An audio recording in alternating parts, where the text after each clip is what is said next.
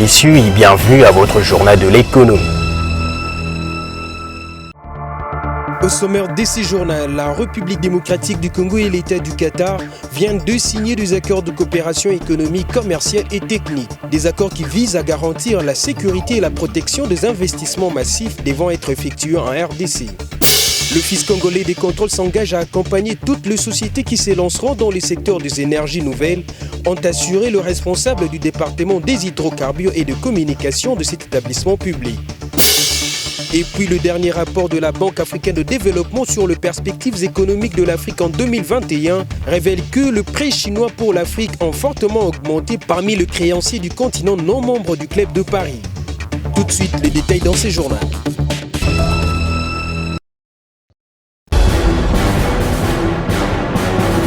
Pour assurer sa relance économique, la République démocratique du Congo est appelée à investir dans de grands projets de développement. Car l'investissement va permettre d'accroître le stock du capital et générer une hausse de productivité. C'est donc dans cette perspective que le président Félix Tshisekedi a effectué une visite de travail au Qatar où il a été reçu par l'émir tchèque Tamim Ben Hamad. Au cours de cette visite, des accords de coopération économique, commerciale et technique ont été signés afin de garantir la sécurité et la protection des investissements massifs qui devront être effectués. Sur ces accords, les deux pays adossent une convention pour éviter la double imposition d'un revenu prérequis pour un traitement fiscal attractif des investissements. Les termes de ces partenariats sont repris dans les mémorandums d'entente signés par la ministre d'État, ministre des Affaires étrangères Marie Toumba-Nzinza pour la RDC et le ministre des Transports pour les comptes du Qatar. Ces accords portent notamment sur la modernisation et le développement des infrastructures aéroportuaires ainsi que le renforcement de capacités des experts sectoriels congolais. En ce qui concerne les secteurs aéronautiques et maritimes, les investissements souhaités dans ces secteurs consisteront en la modernisation et au développement d'infrastructures maritimes stratégiques telles que le port de Matadi, Kinshasa et Boma, rapporte la presse présidentielle. Un autre protocole d'entente a été également signé sur la formation et le renforcement de compétences techniques en matière de supervision de la sûreté et de la sécurité de l'aviation civile. En outre, selon la même source, Qatar Airways intègre ces grands projets en proposant d'accompagner la RDC visant un partenariat avec la Régie des voies aériennes RVIA pour la modernisation et le financement des 3 aéroports, Njili à Kinshasa, Luano à Lubumbashi et Ndolo à Kinshasa pour l'aviation des affaires. Toutefois, il convient de souligner que l'exécutif national congolais prévoit dans son budget plus ou moins 4% pour les investissements, ce qui s'avère très insignifiant pour favoriser le développement du pays. Pourtant, l'on sait qu'un investissement élevé est en principe un bon signe du point de vue de la croissance économique. Le secteur des télécommunications et nouvelles technologies de l'information et de la communication en République démocratique du Congo offre pas mal d'opportunités aux investisseurs potentiels. Voilà qui justifie l'afflux des opérateurs de télécom et des NTIC aux portes de la capitale congolaise. C'est dans cette optique que le ministre des Postes, Télécommunications et nouvelles technologies de l'information et de la communication, Augustin Kibasa-Maliba, a conféré avec les délégations des entreprises tunisiennes Thalys et Five Consulting. S'exprimant le premier à la presse, Atem Sada, directeur général et cofondateur de l'entreprise Thalys, a annoncé l'intention de sa firme de venir investir en RDC. On a beaucoup discuté des opportunités qu'il y a au niveau de ce secteur. Beaucoup de travail, beaucoup de choses qui peuvent être faites, beaucoup d'échanges entre nos deux pays, dans les deux sens en fait. Donc, que ce soit dans les télécommunications où il y a beaucoup de choses à faire, beaucoup de numérisation à apporter à toute la population congolaise, la digitalisation de plusieurs secteurs dans l'administration et puis même l'enseignement qui peut être en Tunisie ou au Congo. Œuvrant dans les secteurs des conseils aux entreprises en matière de NTIC, Five Consulting veut aussi, et le plus rapidement possible, amorcer ses activités en République démocratique du Congo. Donc, tout à l'heure, c'était vraiment un échange très enrichissant. Donc, on a cherché, si vous voulez, des nouvelles collaborations, des nouvelles potentielles, comment on pourra se collaborer ensemble. Donc notre société en fait c'est un cabinet de services et de conseils en IT. Nos expertises sont autour du digital. Quand on parle du digital, c'est la transformation digitale en toute agilité. On a aussi le pôle Business Intelligence, Big Data et l'intelligence artificielle. Là, on parle de décisionnel. Ça veut dire qu'on propose des solutions qui aident à la prise de décision et qui répondent aux enjeux et besoins métiers. Après, on dispose aussi d'un centre de formation orienté business. C'est autour de la data, voilà. Et puis c'est ouvert pour les professionnels et puis pour les jeunes diplômés également. Il s'y est par ailleurs de noter que Five Consulting est une société de services numériques et éditeur de produits innovants. Elle accompagne ses clients dans leur démarche de transformations adaptables aux enjeux de demain et en toute égalité. Le ministre Augustin Kibassa Maliba s'est montré très ouvert aux propositions de ses interlocuteurs qui entendent investir en RDC, pays qui offre beaucoup d'opportunités, surtout dans le secteur de NP. Dans une planète Terre qui se veut positionner de plus en plus sur le chemin du développement durable, lutter contre la pollution de l'environnement est une affaire de tous. Parmi les défis à relever, il y a aussi celui de penser comment créer et accompagner les efforts pour une migration maîtrisée vers les énergies nouvelles. C'est dans ce sens que l'OCC a animé une conférence à l'université de Kinshasa, organisée par le Centre d'études et de recherche Energy Forum Engineering, en collaboration avec la faculté de pétrole, gaz et énergie nouvelle. M. Kaseke, l'un des représentants de l'Office congolais de contrôle, brosse brièvement ici la présentation de cet établissement public. Les missions ou la mission légale de l'Office congolais de contrôle, l'Office a pour objet de procéder en tant que tierce partie à l'évaluation de la conformité, en l'occurrence l'inspection, la certification, les essais ou analyses et à la métrologie en se référant aux standards régionaux et ou internationaux. Avant que le chef de département de contrôle des hydrocarbures à l'OCC, Richard Mamboni, intervienne sur la procédure poursuivie par l'Office congolais de contrôle pour la certification des produits pétroliers à l'exportation en RDC. La certification quantitative et qualitative de toutes les marchandises en importation et en exportation, ou nous dirons mieux en entrée et en sortie dans notre pays. Généralement, à l'OCC ou dans notre pays, nous utilisons les normes ISO.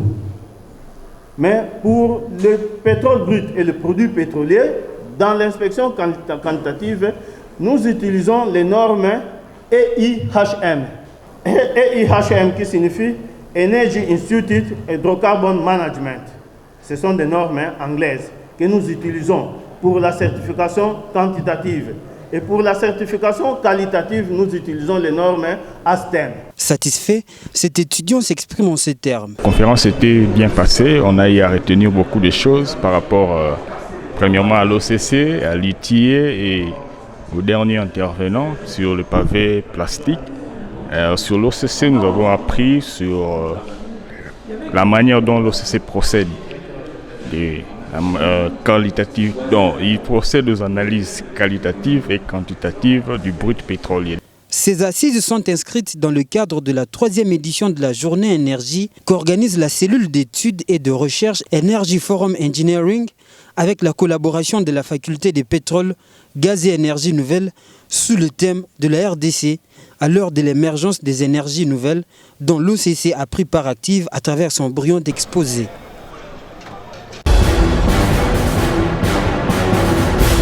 À l'heure où le monde se lève pour la protection de l'environnement, la gestion des déchets est une problématique non négligeable pour une nouvelle énergie. En Afrique, plusieurs études montrent une mégestion de plus de 80% des déchets, alors que ces déchets servent dans la production de plusieurs objets ailleurs. C'est dans cette optique que le STERAP Energy Forum Engineering, après avoir mené de nombreuses études, s'est engagé dans la transformation des déchets plastiques de toute nature en vue de la production des matériaux de construction, notamment des briques et pavés, aussi les biogaz et les revêtements provenant de ces mêmes plastiques. Les résultats de ces études de longue haleine a été présenté par cette structure devant les étudiants, la délégation de l'Union européenne et d'autres invités venus à l'occasion de la Journée Énergie, 3e édition qu'elle a organisée en collaboration avec la faculté de pétrole, gaz et énergie nouvelle de l'Université de Kinshasa. Du reste, les participants à cette conférence ont encouragé l'initiative de ces corps scientifiques de la colline inspirée, laquelle, selon eux, vient contribuer à la réduction du chômage et lutter pour une économie forte et autonome au pays. Le changement climatique et tous ses corollaires obligent les nations à changer les paradigmes de gestion dans la quasi-totalité des secteurs. Dans cet élan qui touche le monde, l'économie verte s'avère être une véritable bouée de sauvetage qui veut que les États se maintiennent forts tout en veillant à la conservation de la nature et ses écosystèmes. En ce domaine, la République démocratique du Congo, qui dispose des potentialités riches et diverses, est appelée à s'intégrer dans la logique d'une économie verte efficace. Et c'est non seulement pour ce qu'elle a à y gagner par elle-même, mais aussi et surtout pour ce qu'elle a à offrir et à recevoir du reste du monde. D'où la nécessité de prendre en compte dans le gouvernement en chantier des aspects devant faire jouer au Congo démocratique le rôle qui est le sien.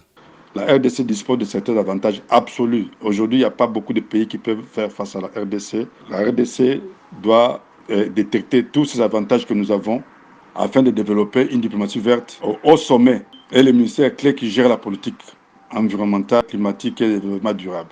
Il nous faut également, pour que nous puissions devenir très compétitifs, que nous créions une cohésion interinstitutionnelle du sommet à la base pour éviter des contradictions, des vues et élaborer une stratégie cohérente à défendre à l'international. Il est dès lors important pour la RDC de détecter les avantages absolus et relatifs à tirer dans la mise en place d'une politique bien élaborée en matière d'économie verte. La Banque centrale doit intégrer dans ses politiques les instruments verts et la régulation doit être également verdie pour permettre effectivement à ce que le pays puisse attirer le plus de financement. Parce que si on garde toujours les mêmes réglementations classiques, on doit plutôt garder le système financier classique tout en créant un autre système aussi ou en ouvrant une fenêtre sur les aspects liés au verdissement du système financier de la RDC. Face à la montée en force des impacts négatifs des éléments climatiques et face à la course vers le développement économique qui pousse à la montée croissante des technologies nouvelles censées booster la production au détriment de la nature, l'économie verte s'impose comme une des méthodes les plus adaptées en vue d'assurer la stabilité des États.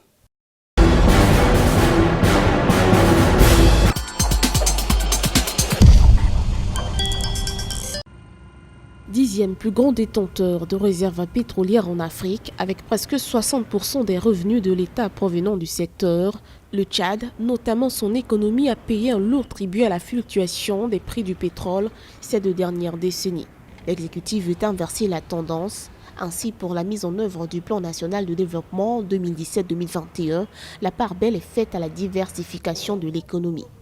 Pour financer ce programme ambitieux, l'exécutif mise sur les investissements étrangers. Le Tchad pense pouvoir, n'est-ce pas, dans le cadre de ce plan national de développement, commencer par le financement des projets structurants, comme tous les autres. Et pense également que quand les projets structurants seront financés, ils vont pouvoir les réaliser. Et sur la base de ces projets structurants, le Tchad va pouvoir, n'est-ce pas, créer un climat qui va permettre, créer des conditions qui vont permettre à ce que les industriels puissent s'installer au Tchad.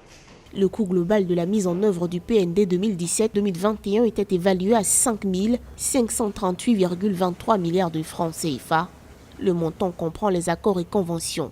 Fin 2017, l'exécutif avait obtenu des promesses de financement de 24 milliards de dollars émanant d'investisseurs étrangers et d'autres partenaires lors d'une table ronde des bailleurs de fonds organisée à Paris. En réalité, le vrai problème de la réussite de ce plan national de développement ne se situe pas seulement au niveau des financements trouvés. Il s'agit pour nos pays de pouvoir s'assurer que tout cela fait, on va arriver à améliorer les conditions de vie des populations. On va pouvoir, n'est-ce pas, permettre aux gens d'avoir l'eau potable, d'avoir l'électricité, d'avoir l'accès à l'éducation, que les produits qui sont fabriqués soient déjà compétitifs et que l'indice de développement humain puisse s'améliorer. En août 2018, le Tchad s'est doté d'un projet de loi d'orientation agricole en vue d'assurer une croissance viable de l'agriculture qui représente environ 35% du PIB. Mais le pays doit encore améliorer son climat des affaires pour accroître les financements en direction du secteur agricole. Dans le rapport Doing Business 2019 de la Banque mondiale, il occupait le 43e rang en Afrique subsaharienne.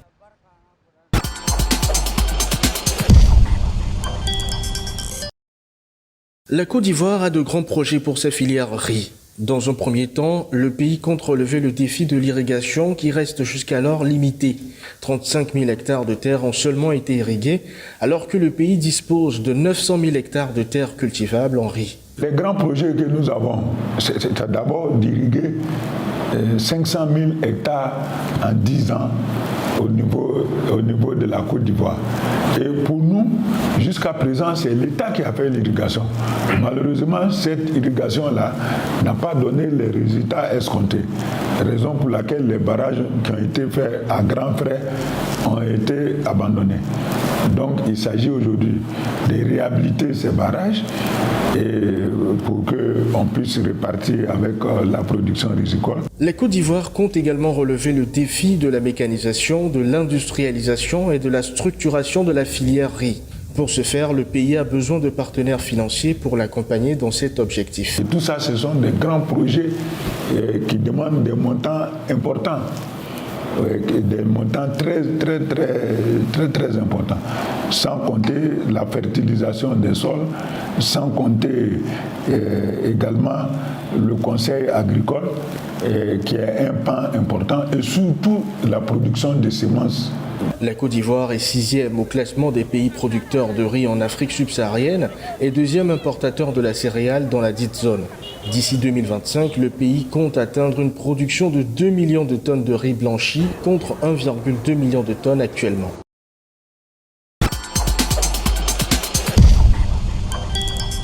D'après la Banque africaine de développement, la Chine est de loin le créancier le plus important de l'Afrique parmi ceux hors du club de Paris qui sont pointés du doigt pour le manque de transparence d'une grande partie de leurs prêts en plein débat sur l'annulation ou les reports de la dette africaine. Au cours des dernières années, le prêt chinois en faveur de pays africains ont connu la plus forte augmentation parmi les créanciers du continent non membre du club de Paris. C'est ce que révèle le dernier rapport de la Banque africaine de développement sur les perspectives économiques de l'Afrique en 2021. Selon l'institution, entre 2000 et 2018, le prêt de Pékin en faveur de l'Afrique ont augmenté en se maintenant au-dessus des 10 milliards de dollars américains par an entre 2012 et 2017, avec un pic à près de 30 milliards de dollars américains en 2016. Ils ont ciblé des secteurs importants pour le développement du continent tels que celui des infrastructures. L'Empire du Milieu s'étant positionné sur de nombreux grands projets de construction de routes, ports et aéroports au cours de la décennie passée. Cependant, la BAD indique que la croissance de ces prêts a eu lieu dans un contexte marqué par une certaine opacité. Alors que des négociations pour un report, voire une annulation de dettes africaines sont toujours au menu de discussion,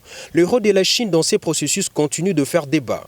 Au vu de cette situation, Paris et la BAD semblent convenir du fait de toute restructuration ou résolution significative de la dette de pays africains nécessiterait des négociations avec le prêteur officiel du club de Paris et d'autres pays tels que la Chine. Cependant, la coordination entre les deux parties n'étant pas de plus saine, encore moins sur ces sujets d'obtenir un tel accord s'annonce difficile.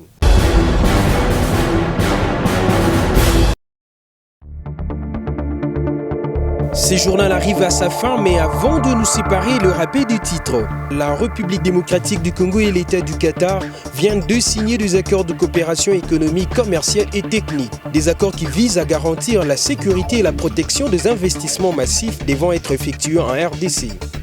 L'Office congolais des contrôles s'engage à accompagner toutes les sociétés qui s'élanceront dans le secteur des énergies nouvelles, ont assuré le responsable du département des hydrocarbures et de communication de cet établissement public. Et puis le dernier rapport de la Banque africaine de développement sur les perspectives économiques de l'Afrique en 2021 révèle que le prêt chinois pour l'Afrique ont fortement augmenté parmi les créanciers du continent non membre du club de Paris.